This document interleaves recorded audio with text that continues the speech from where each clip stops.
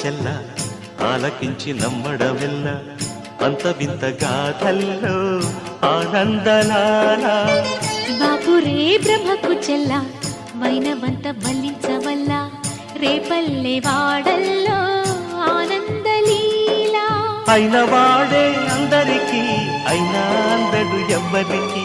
అయిన వాడే అందరికీ అయినా అందడు ఎవ్వరికి బాలుడా గోపాలుడా లోకాల పాలుడా తెలిసేది ఎలా ఎలా చాంగుఫళ